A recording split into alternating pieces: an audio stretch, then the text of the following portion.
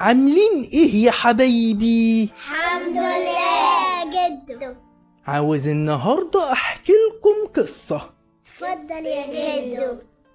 كان يا مكان، يا سعد يا إكرام، وما يحلاش الكلام إلا بذكر النبي عليه الصلاة والسلام.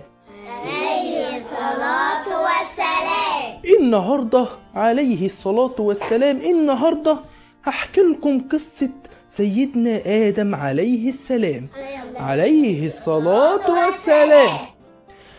قصة سيدنا آدم بتبدأ قبل ما يبقى سيدنا آدم عليه السلام موجود. قصة سيدنا آدم بدأت إمتى؟ قبل ما سيدنا آدم يبقى موجود.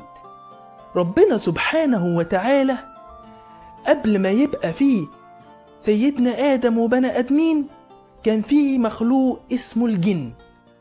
الجن ده ربنا خلقه، لكن هو عصى أوامر ربنا وبقى يسفك الدماء وبقى يعمل حروب في الأرض ويسعون في الأرض فسادا. فربنا سبحانه وتعالى أرسل عليهم الملائكة لكي يحاربوه.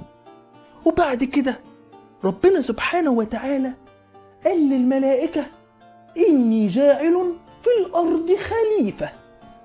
قال لهم إيه؟ إني جاعل في الأرض خليفة.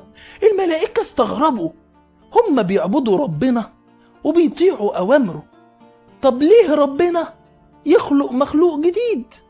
راح قالوا لربنا سبحانه وتعالى: أتجعل فيها من يفسد فيها ويسفك الدماء ونحن نسبح بحمدك ونقدس لك؟ ربنا رد عليهم وقال إيه؟ إني أعلم ما لا تعلمون. إحنا ما ينفعش نسأل ربنا ونقول ربنا ليه عمل كده. ليه؟ إحنا نقول ربنا الحكمة إن ربنا عمل كده، عاوزين نفهم، لكن ليه ما ينفعش نقول؟ لأن ربنا لا يسأل عما يفعل. بعد كده كان في اللي هو مخلوق من الجن اللي هو دلوقتي اسمه إبليس، كان مع الجن في الأرض. ربنا رفعه في السماء علشان هو كان إيه؟ بيطيع أوامر ربنا وبيعبده.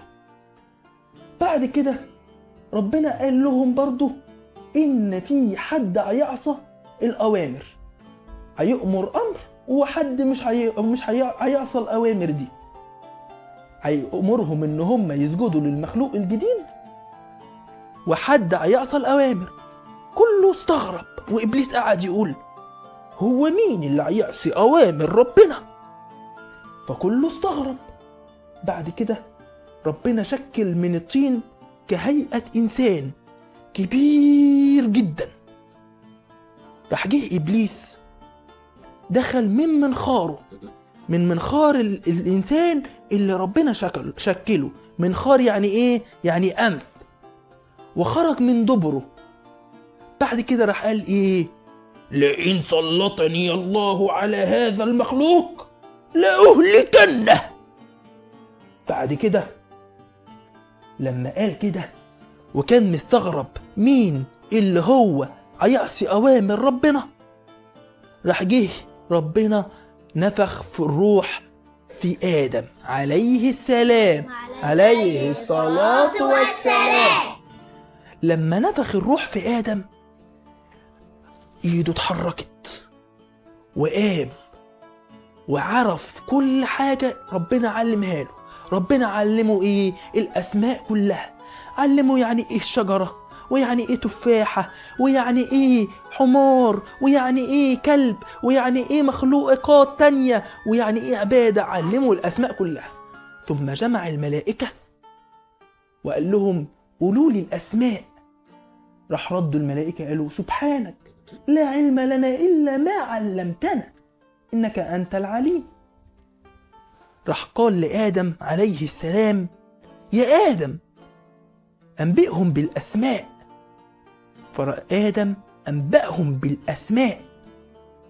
ربنا سبحانه وتعالى قال لهم: ألم أقل لكم إني أعلم غيب السماوات والأرض وأعلم ما تبدون وما كنتم تكتمون. لما انتوا سألتوا انت ليه هتخلق مخلوق جديد، ربنا كان يعلم ليه هيخلق مخلوق جديد، وهم ما كانوش عارفين.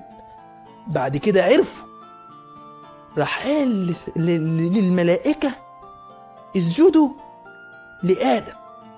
وهنا السجود مش سجود عبادة، هنا السجود تعظيما للمخلوق الذي خلقه الله، لقدرة الله، تعظيم. لما قال لهم اسجدوا سجد الملائكة كلهم إلا مين؟ إلا إبليس. إلا مين؟ إبليس. وقال لم أكن لأسجد لبشر خلقته من صلصال من حمأ مسنون. أنا ما اسجدش لحد أقل مني.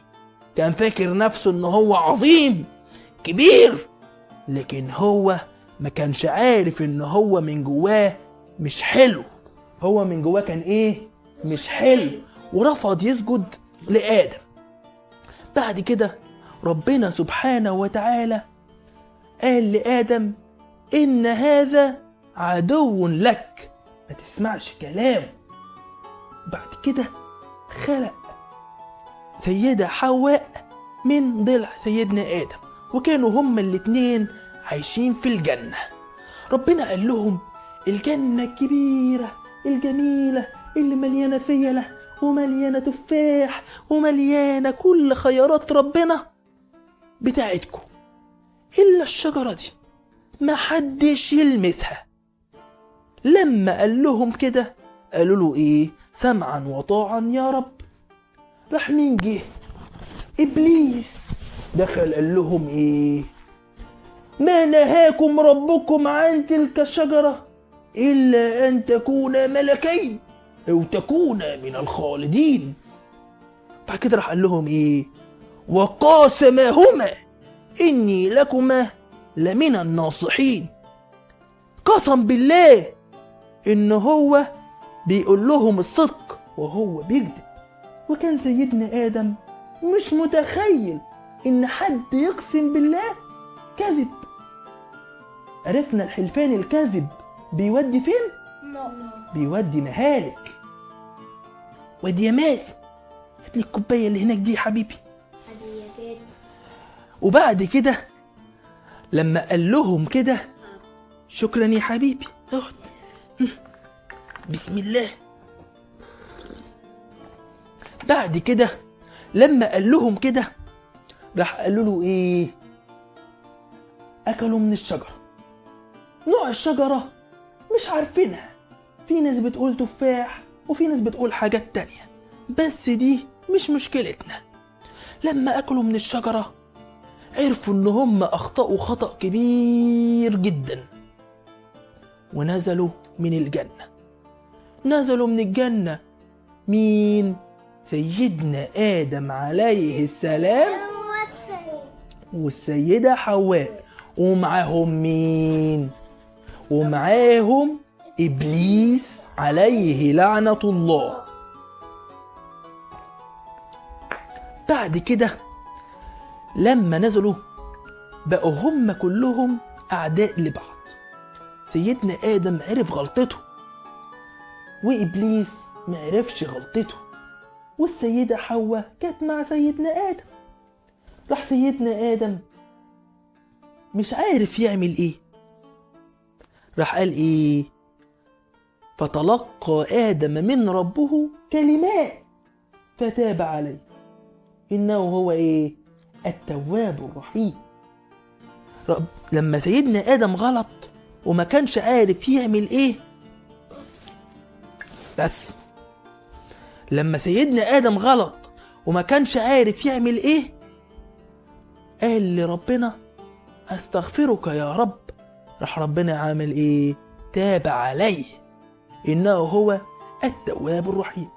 بعد كده سيدنا آدم بقى يمشي في الأرض وجنبيه كل المخلوقات، ومعاه مين؟ السيدة حواء. خلي اتجوز سيدنا آدم والسيدة حواء وخلفوا ولدين، قابيل وهابيل. كل واحد من دول ليه أخت، الأخت بتبقى معاه في نفس بطنه، تمام؟ وبعد كده كل واحد منهم هيتجوز أخته اللي المفروض إنها مش معاه في نفس بطنه. يعني أخت قابيل تتجوز أخت هابيل، وأخت هابيل تتجوز أخت قابيل.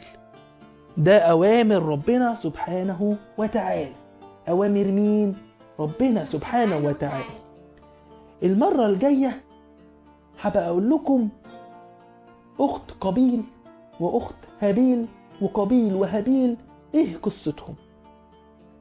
أما دلوقتي عاوز أقول لكم انتوا استفدتوا إيه من القصة؟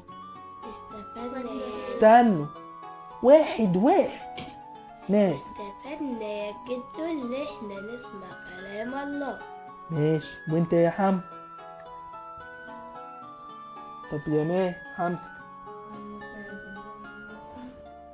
طب هات لي البونبونيرة اللي هناك دي يا حبيبي. دي يا جدو. استنى، خد الطبق ده الأول. وديه. هات البونبونيرة اللي هناك دي. حط يا جدو.